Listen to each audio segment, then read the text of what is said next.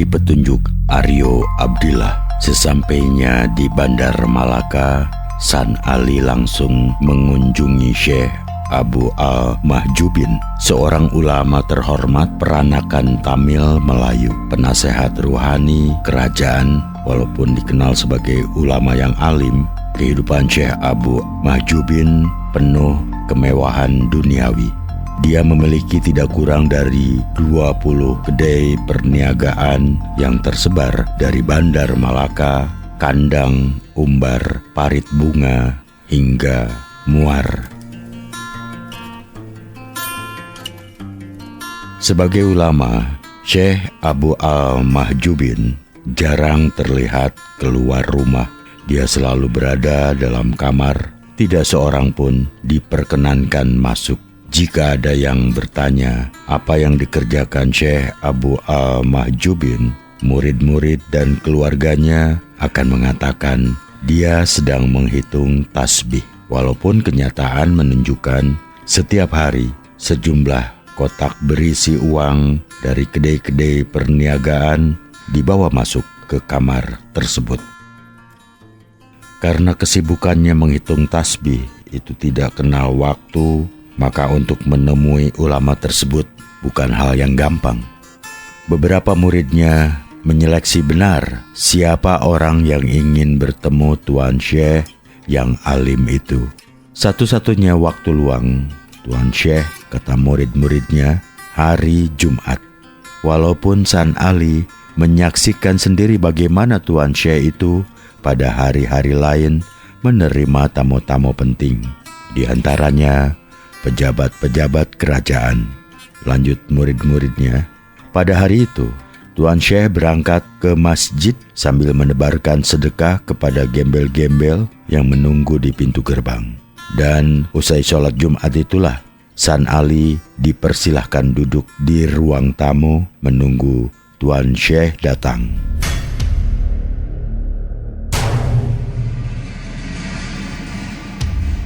Setelah menunggu barang 1 jam, Syekh Abu Al-Mahjubin kelihatan berjalan dengan kepala mendongak. Tanpa mengucap salam, ia masuk ke ruang tamu.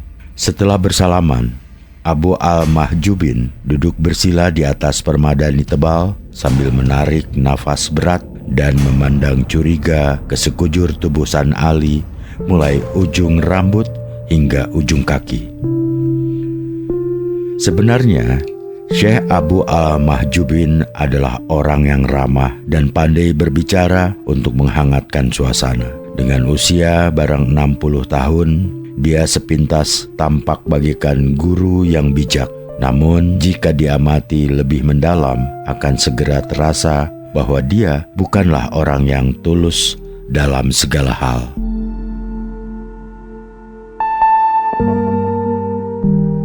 Mamat, pelayanku, sudah menyampaikan hal awak datang kemari, kata Abu Al-Mahjubin membuka pembicaraan. Juga keinginan saya menjadi murid Tuan? Tanya San Ali. Iya, sahut Abu Al-Mahjubin pendek. Dan aku heran, kenapa awak memilih berguru kepada aku? Yang Mulia Aryo Abdillah yang di Pertuan Palembang menyarankan saya jika ingin mencari aku, hendaknya berguru kepada Tuan, ujar San Ali apa adanya. Masih hidupkah dia? Abu Al-Mahjubin mengangkat alis kanannya. 3 pekan lalu, saya menjumpai beliau di kediamannya di Padamaran. Namun beliau sempat berkata kepada saya bahwa sepekan lagi beliau akan wafat. Aneh-aneh saja bicara si tua bangka itu. Tapi apa maksudnya dia menyuruh awak berguru kepada aku? Tanya Abu Al-Mahjubin menggerakkan gigi tanda tidak senang. San Ali mengangkat bahu sambil menggumam. Saya tidak tahu Tuan, apa yang awak punya untuk bekal berguru kepada aku? Tanya Abu Al-Mahjubin mengangkat wajahnya. Saya tidak punya apa-apa Tuan Guru, kata San Ali datar. Kita sesungguhnya tidak memiliki apa-apa, hanya Allah yang memiliki segala. Awak bicara seperti ini sebagai apa? Sahut Abu Al-Mahjubin sinis. Sebagai orang zuhud atau sebagai orang miskin yang menutupi kemiskinannya dengan alasan yang dibuat-buat? Atau si tua bangka itu yang mengajarkan Awa bicara begitu?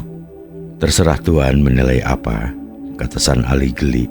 Kenyataannya saya memang tidak memiliki apa-apa. Jangankan uang dan kekayaan lain, tubuh dan nyawa saya ini pun bukanlah milik saya. Bagus jika itu yang awak mau, Abu Al-Mahjubin berkata dengan suara ditekan. Mulai sekarang awak boleh ikut aku. Tapi ingat, awak harus sabar dan tawakal. Awak harus bisa membuktikan jika awak benar-benar orang zuhud yang tidak terpengaruh oleh gemerlapnya duniawi. Terima kasih Tuan. Abu Al-Mahjubin menerima San Ali di rumahnya, namun tidak seperti yang diharapkan. Abu Al-Mahjubin justru menempatkan San Ali di sebuah kedai perniagaan yang terletak di sekitar Pelabuhan Malaka. Tidak main-main, San Ali dijadikan saudagar yang berkuasa penuh atas kedai tersebut.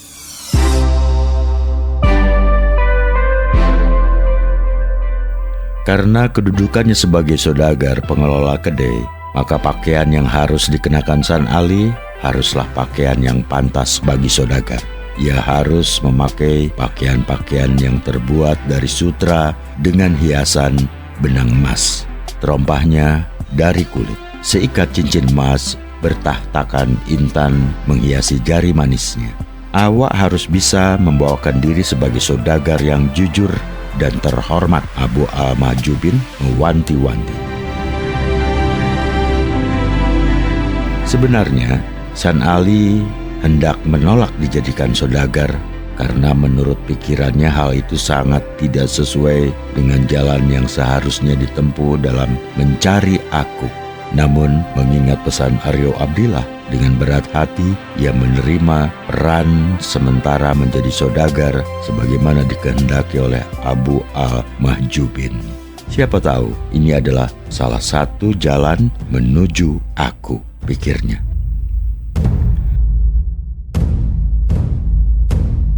Sekalipun menyadari dirinya tidak memiliki bakat berniaga dan sama sekali tidak menyukai pekerjaan berniaga, San Ali berkemauan keras menjalankan tugas dari Abu Al-Mahjubin dengan sebaik-baiknya. Ia ingin membuktikan bahwa sedalam apapun ia menekuni perniagaan, namun hasrat hatinya adalah cenderung terhadap kekayaan duniawi yang diburu oleh para saudagar.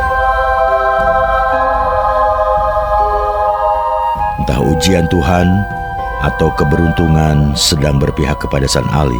Dalam beberapa pekan, ia sudah mengeruk keuntungan besar dan mendapatkan pelanggan baru.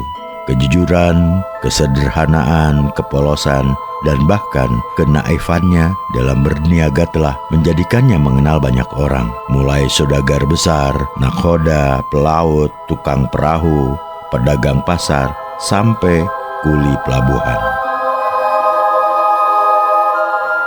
Perkenalan dengan berbagai kalangan itu membuka cakrawala pemahamannya terhadap keberadaan manusia yang memiliki keragaman sifat dan sikap. Di antara beragam manusia yang dikenalnya, ada seorang yang bernama Abu Al-Maisir, anak sulung Syekh Abu Al-Mahjubin. Berbeda dengan ayahnya yang menjadi guru ruhani, Abu Al-Maisir justru hidup sebagai benalu yang berkembang biak di dahan dan ranting pohon keluarganya. Pekerjaan sehari-hari Abu Al-Maisir adalah datang secara bergilir dari kedai satu ke kedai lain milik ayahnya untuk meminta setoran. Setoran itu kemudian dibawanya ke meja judi, seperti menggarami air samudra. Begitulah uang yang dibawanya selalu ludes dalam tempo sekejap, dari meja judi satu ke meja judi lain. Dia bergulat dengan waktu untuk memenangkan pertaruhan, ibarat musafir mengejar fata morgana di tengah gurun pasir. Makin dikejar, makin jauh, tidak terjangkau. Semula San Ali tidak mengetahui perilaku buruk Abu Al-Maisir. Selama beberapa waktu, ia selalu menyisihkan uang keuntungan kedai untuk diambil oleh Abu Al-Maisir. Namun bersama dengan bergulirnya waktu, terutama setelah ia ditanya oleh Abu Al-Mahjubin tentang hasil keuntungan dari kedai yang dikelolanya, barulah ia sadar bahwa Abu Al-Maisir adalah orang yang keranjingan judi. Tanpa ditutup-tutupi, Abu Al-Mahjubin menuturkan perilaku anak sulungnya yang memalukan itu. Dia menceritakan betapa Abu Al-Maisir dengan kegemarannya berjudi itu telah menguras kekayaan keluarga lebih dari 10 juta ringgit. Abu Al-Mahjubin mengaku putus asa menghadapi Abu Al-Maisir. Setelah mendengarkan penjelasan Abu Al-Mahjubin, San Ali mengamati lebih cermat kehidupan Abu Al-Maisir. Setelah mengamati selama beberapa waktu, tahulah San Ali bahwa hari-hari dari hidup Abu Al-Maisir semata-mata memang diabdikan pada perjudian. Tidak ada waktu yang terlewatkan tanpa berjudi. Betapapun uang yang dimilikinya selalu tandas di meja judi. Abu Al-Maisir benar-benar lupa daratan.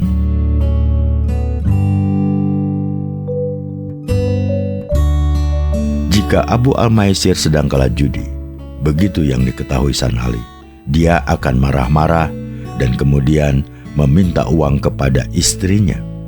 Jika tidak ada uang, dia akan meminta perhiasan atau barang apapun yang bisa dijual. Jika tidak dipenuhi, dia tidak segan-segan menghajar anak-anak dan istrinya. Abu Al-Maisir selalu bermata gelap. San Ali menilai betapa Abu Al-Maisir sebenarnya sudah tidak waras. Jika sedang berjudi, bukan hanya anak dan istrinya yang dia lupakan. Bahkan untuk mandi dan berganti pakaian pun dia seperti tidak ingat. Itu sebabnya dia selalu tampil kuyu, kumal, dan tengik. Aku sebenarnya malu punya anak semacam itu, kata Abu Al-Mahjubin suatu hari dengan wajah penuh duka. Tetapi bagaimana lagi? Dia itu anak sulung yang aku cintai. Dia tumpuan harapan aku. Karena itu aku senantiasa berharap semoga dia bisa sadar. Apa Tuan Guru tidak pernah menegurnya? Tanya San Ali ingin tahu. Sudah berulang-ulang aku menegurnya. Abu Al-Mahjubin menarik nafas berat. Tapi anak itu tidak pernah patuh akan nasihatku. Tuan tidak pernah bertindak kasar untuk mencegah berbuat maksiat. Itulah kesulitan aku. Abu Al-Mahjubin menunduk. Sejak kecil, dia anak yang aku sayang. Saat aku menderita dalam kemelaratan, dia ikut menghirup penderitaan. Saat aku dan istri hidup di gubuk beratap ijuk yang bocor, dia tidur kedinginan tanpa selimut kecuali sarung yang aku bebatkan ke tubuhnya. Rangkaian kisah sedih pada masa lalu yang aku alami bersama dia itulah yang membuat aku selalu merasa iba dan kasihan terhadap dia. Saat dia sakit demam, aku berikrar bahwa andai kata dia sembuh, maka segala keinginannya akan aku penuhi. Syekh Abu Al-Mahjubin melanjutkan kisahnya. Ikrar aku itulah yang sering dia jadikan senjata untuk memukul balik aku. Dia selalu mengatakan, sesuai ikrar aku dulu, bahwa aku hendaknya mengikuti keinginannya untuk berjudi. Dia mengatakan bahwa di dunia ini dia tidak ingin sesuatu yang berlebihan. Istana, istri cantik, rumah mewah, perhiasan emas dan permata, kebun yang luas, atau kuda tunggangan yang mahal. Dia mengaku keinginannya sangat sederhana, berjudi. Berangkat dari peristiwa Abu Al-Maisir dengan cermat dan penuh kehati-hatian, San Ali mengamati perilaku anak sulung Syekh Abu Al-Mahjubin dan teman-temannya sesama penjudi. Ia terutama memperhatikan sifat-sifat mereka. Apa sebenarnya yang mendorong orang-orang seperti Abu Al-Maisir sampai lupa daratan jika sudah berjudi?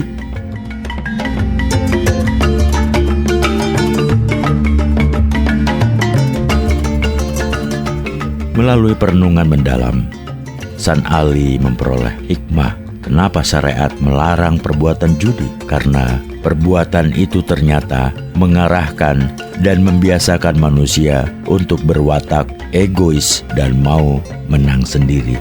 Contoh sederhana, para penjudi pada dasarnya tidak memiliki sahabat dan saudara.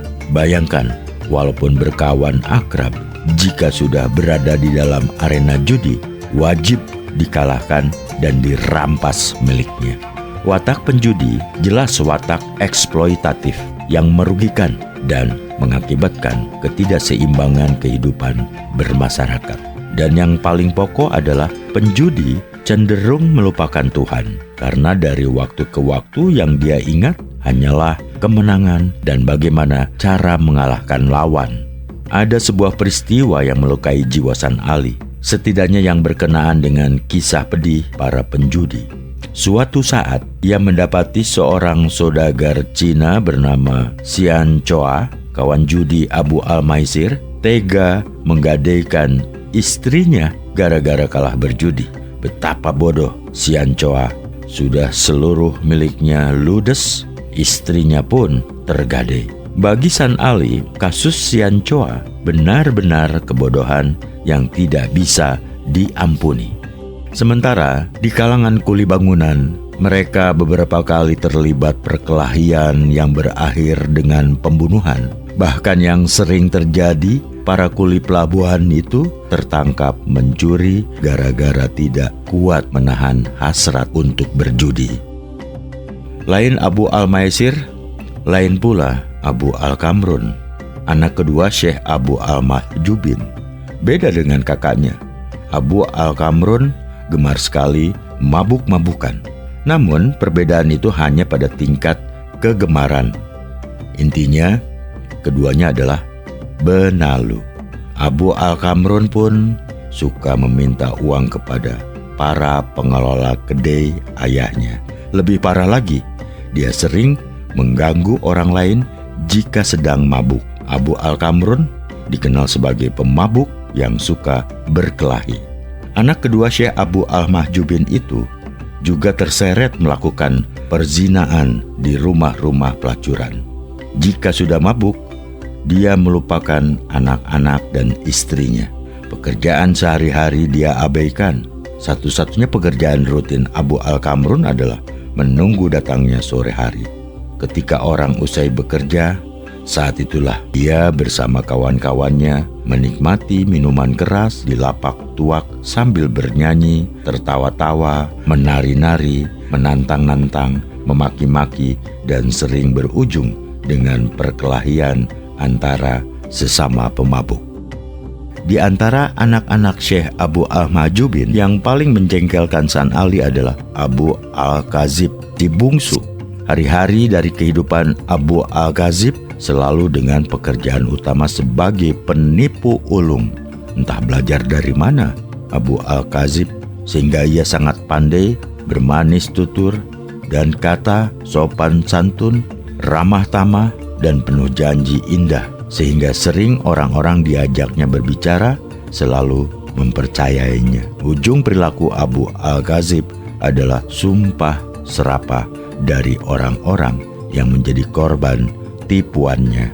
Beberapa kali San Ali menyaksikan Abu Al-Kazib terpojok karena kepergok dengan orang-orang yang pernah ditipunya. Namun, sungguh ajaib, dengan tutur kata yang begitu santun dan penuh janji-janji, dia berhasil meloloskan diri. Bahkan, San Ali sempat mengingatkan orang-orang yang pernah ditipu Abu Al-Kazib agar tidak mempercayai lagi omongannya. Anehnya, orang-orang yang sudah pernah tertipu itu masih juga percaya pada janji-janji Abu Al-Kazib dan mereka tertipu kembali. Ya, setelah mengamati dengan cermat, San Ali merasa sangat heran ketika mengetahui kehidupan nyata Abu Al-Kazib. Bayangkan, Abu Al-Kazib bukanlah penjudi atau pemabuk. Dia adalah penipu yang setiap saat berhasil merenggut keuntungan. Anehnya, uang yang diperolehnya dari menipu itu ternyata selalu ludes tanpa sisa. Setelah diamati lebih dalam, San Ali memperoleh penjelasan bahwa Abu Al-Kazib ternyata sering mengeluarkan uang untuk membiayai anak-anak, istri, atau mertua yang sakit. Dia juga sering menyuap petugas yang menangkapnya. Bahkan yang mengherankan, karena susah diterima akal, Abu Al-Kazib yang kampium menipu sering kehilangan uang karena dicuri, dirampok, dan bahkan ditipu orang. Uang yang dikumpulkan anak ketiga Syekh Abu Al-Mahjubin itu banyak dikeluarkan untuk membeli barang-barang mewah. Hampir tiap pekan Abu Al-Kazib selalu membeli pakaian bersulam benang emas dan berhias manik-manik. Tidak itu saja, dia melengkapi diri dengan keris-keris bergagang emas dengan bertahtakan intan dan permata. Cincin-cincin yang dikenakannya selalu dihiasi permata yang langka. Bagi yang belum kenal dengan Abu Al-Kazib, selalu muncul kesan bahwa anak bungsu Syekh Abu Al-Mahjubin itu adalah seorang pangeran di antara putra-putra sultan. Kesan itu timbul karena penampilannya memang selalu mewah dan mengesankan gerak-gerik kebangsawanan. Namun bagi yang sudah kenal, apalagi pernah ditipu, tentu akan segera mafhum dia berpenampilan seperti itu untuk menipu calon korbannya. Dengan kecerdasan pikiran dan ketajaman mata hatinya, San Ali menangkap bagaimana citra diri manusia-manusia yang hidupnya dikendalikan oleh ketiga nafsu, lawamah, sufiyah, dan amarah, melahirkan sifat-sifat buruk, takabur, kikir, ujub, ria, gibah, dan lain-lain yang ujung-ujungnya muncul perselisihan. Dengan pemahaman seperti itu, San Ali menyimpulkan betapa andai kata Allah tidak menurunkan syariat agama ke permukaan bumi, niscaya kehancuranlah yang akan menimpa manusia. Karena sifat-sifat yang muncul dari ketiga nafsu itu bermuara ke kebinasaan. Masing-masing ingin menguasai yang lain. Dalam keadaan tercekam oleh pengaruh nafsu tersebut, maka kesadaran manusia akan terhijab dari cahaya kebenaran. Maksudnya, semakin kuat seseorang hidup dalam lingkaran nafsu, maka akan semakin tebal dinding hijab yang menutupinya dari cahaya kebenaran. Bagi San Ali, persoalan sifat dan perbuatan manusia yang terkungkung oleh kuatnya hawa nafsu itu hanya bagian dari persoalan yang lebih besar, yaitu tentang takdir ilahi yang berkaitan dengan orang yang beruntung yang bakal menjadi penghuni surga dan orang-orang sial yang akan menghuni neraka. Kenapa Allah membagi manusia beruntung dan manusia sial? Betapa kasihan orang-orang yang ditakdirkan bernasib sial.